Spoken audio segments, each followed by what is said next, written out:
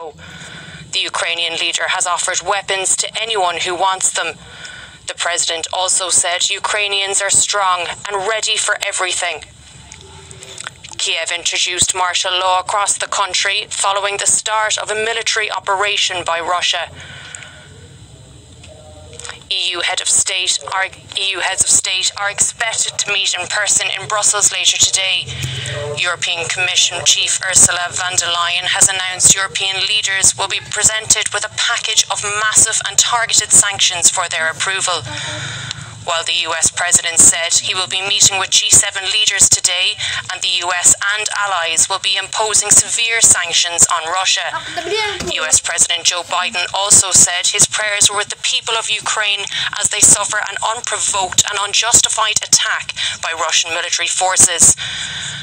French President Emmanuel Macron has said he firmly condemned Russia's decision to go to war in Ukraine and demanded an immediate end to military operations.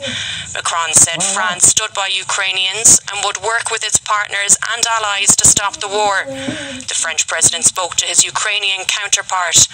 The Lithuanian president is to ask NATO for security consultations. Italy's Prime Minister Mario Draghi has joined the condemnation of Russia's invasion of Ukraine, calling it unjustified and unjustifiable. While the Greek Prime Minister has called an urgent meeting of the nation's Foreign and Defence Council to discuss the invasion and how best to protect ethnic Greeks living in Ukraine. Spain and Portugal have also condemned Russia's attack on Ukraine. Portugal's Prime Minister Antonio Costa has said he fundamentally condemned Russia's attack on Ukraine and added, "My thoughts are with the Ukrainian people in the face of this unjustified and lamentable attack."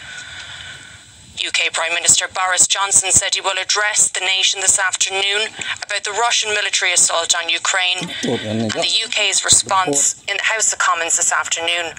The Conservative leader tweeted, "The Russian invasion of Ukraine is a catastrophe for our continent." While the UK has vowed unprecedented sanctions to punish Russia's appalling decision.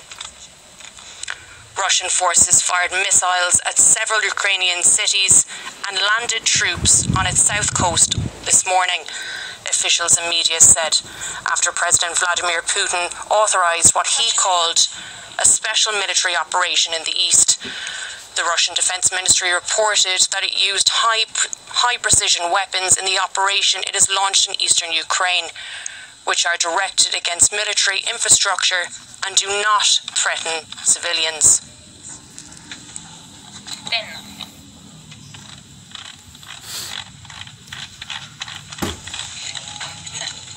Three, two, one.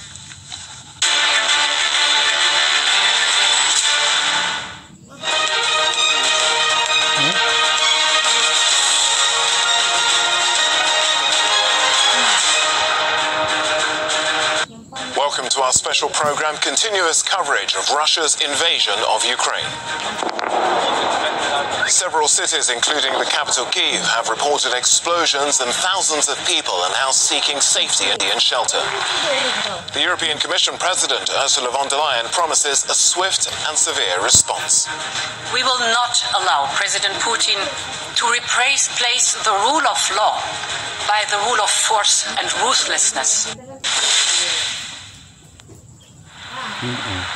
Russian forces have unleashed an attack on Ukraine on the orders of Vladimir Putin, who announced a special military operation on Thursday morning. The Russian president ordered his military forces to protect Russian people in the Donbas region and demanded Ukrainian forces lay down their arms. Explosions have already been heard in major Ukrainian cities, including the capital Kyiv. US President Joe Biden announced there will be consequences, saying the world would hold Russia accountable for its actions, and the prayers of the entire world are with the people of Ukraine as they suffer an unprovoked and unjustified attack by Russian military forces. In a bid to justify the attack, Putin claims a hostile anti-Russia is being created on historic lands.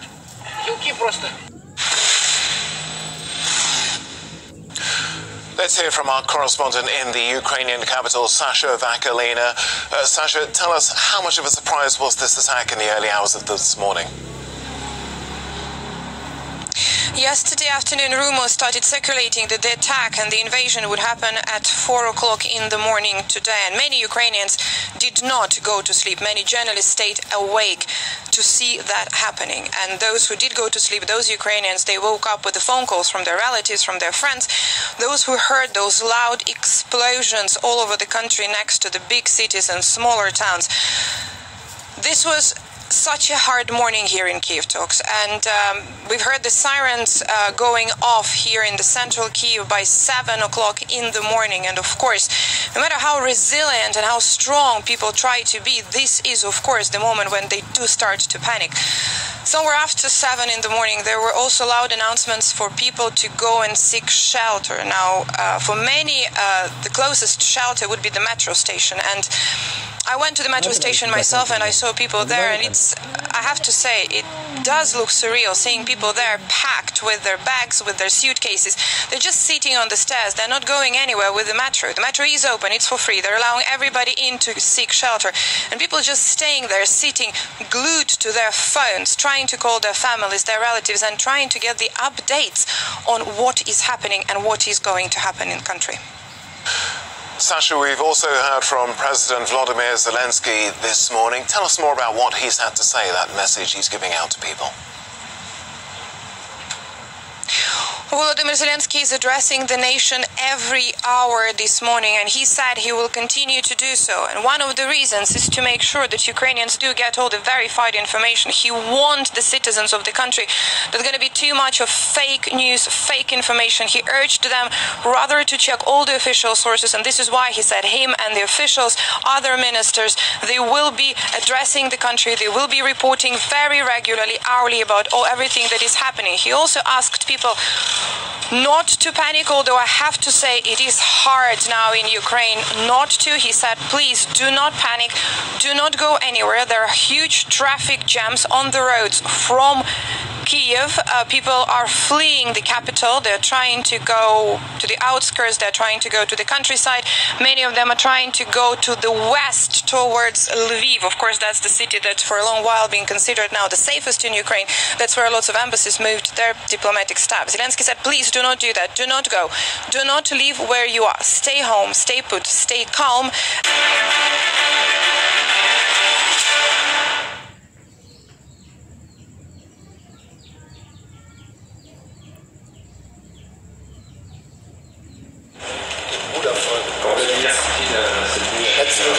Stellt er damit auch die Friedensordnung unseres Kontinents in Frage. Für all das gibt es keine Rechtfertigung. Das ist Putins Krieg.